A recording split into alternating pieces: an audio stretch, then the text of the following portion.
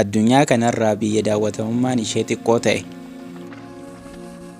Biyyoota sababa jijjiirama qilleensaatiin baduu danda'an keessaa ishee jalqabaati. Biyya xiyyaara tokko qofa qabdu.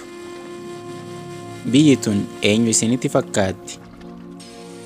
Wantoota kanneenii fi kan kana fakkaatan beekuuf nu waliin tura.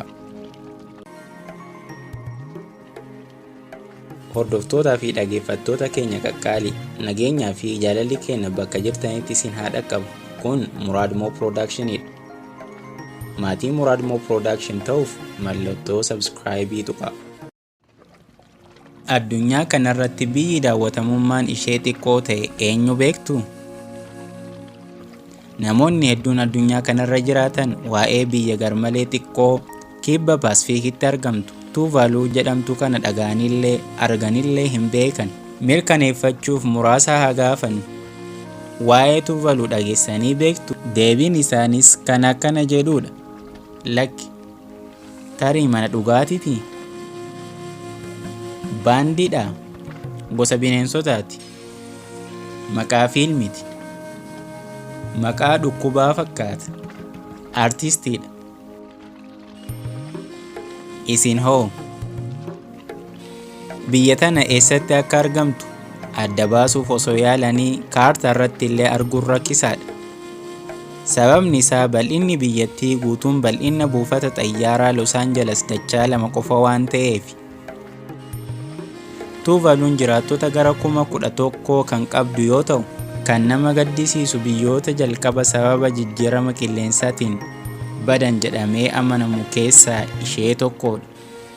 Tuuvaaluun garbaan guutamtee waan argamtuuf akkuma yeroon dheeratuun garbi guddachaa dhufuun biyyattiin liqinfamti jedhamee tilmaamama. Aayilaand yookaan odolli tun odola boca adda ta'e kan qabdudha. Biyya kanatti maallaqa kaashii qofatu fayyadama. Afaan asitti dubbatamu afaan Tuuvaaluu fi afaan Ingiliziiti.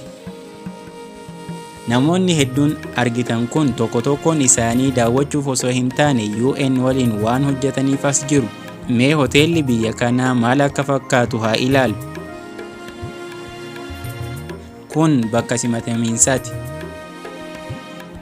Kun immoo kutaa keessummaati. Biyyi tun xayyaara tokkicha kana qabdi.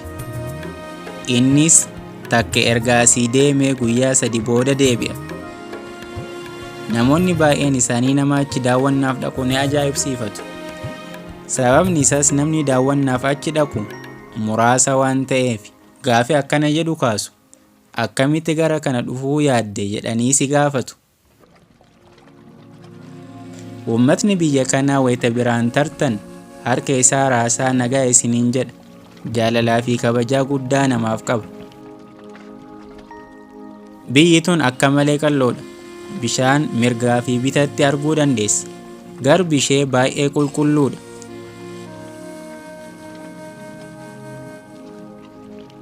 Amma aduun lixuuf waan ta'eef namoonni naannoo sanaa buufata xayyaara isaanii gara dirree kubbaa miilaa, kubbaa harkaa fi sochiiwwan adda addaatti jijjiiratu.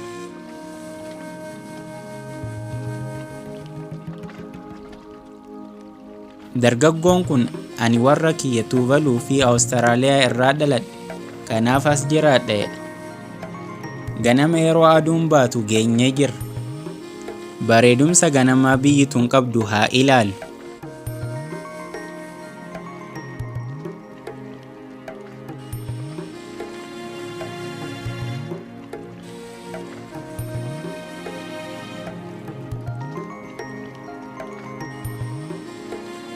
Nyaatni isaan ganama nyaatan kana fakkaata. Maqaan bakka kanaa Jackpot jedhama.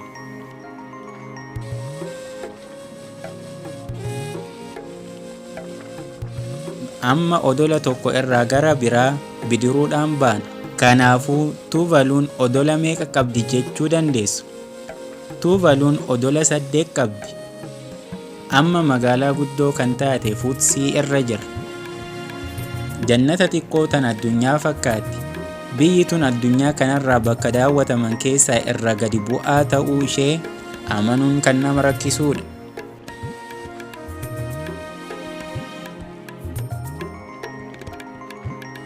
Uummanni ishee xiqqoo waan ta'eef namni asitti si arge akka haarawaa taate yeruma san si beeka. Wanti namatti tolu yeroodhuma san namaan walii galuu danda'u. Dargaggeessi argitan kun asitti dhalatee guddate. Kan inni jiraatus maatii isaa waliin. Anii fi maatiin koo jireenya salphaa jiraanna jedha. Dirata mormaa kana hojjetanii gurguru. Uummanni asii mana tokko keessa nama hedduun jiraata. Nyaatas waliin qoodata. Yeroo maatiin tokko qurxummii qabee dhufe maatii biraaf raabsa. Ani Taayiwaanitti waggaa 5 sooftiweer injiinaringii baradha. Abjuun koo inni guddaan namoota gargaarudha. Keessattuu jijjiirama qilleensaa irratti hojjechuu barbaada. Odola liqinfamtuu jedhaman keessaa ishee tokko keessa jiraadha. Kanaaf an furmaata tahuu barbaada jedha. Asitti jijjiiramni qilleensaa ni uumama. Ji'a adoolessarraa hanga eblatti manneen kun hundi ni raafamu. Hundi keenyaa gara galma guddaa achi jirutti deemna jedha. Asitti uummanni Tuvaluu uummata waloon jiraatudha. Nyaata isaanii waliin nyaatu, waliif qoodu. Abbaan fedhe dhufee nyaatee turuu danda'a. Namoonni as dhufanii akka daawwatan ni barbaada. Haala jireenya uummataa as jiraatu maal akka fakkaatu akka ilaalan ni hawwa jedha. Uummanni asii maal akka jedhu beektuu? Tuvaluun onnee Paasifikiiti jedha. Uummanni biyya kanaa baay'ee garaa laafessa. Miira hawaasummaatu irraa calaqqisa. Wayita achi deemtee jiraattu akka maatitti walitti dhiyaattee jiraattu. Wayita isaan biraa galtu kennaa siif kennu. Kennaan isaanis dirata mormaati.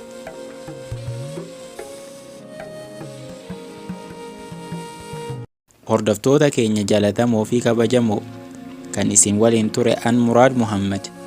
Yeroo keessanirraa waan nu laattaniif guddaa galatooma. Yaada yoo qabaattan koomentiin nu dhaqqabaa. Like, subscribe gochuu hin irraanfatina.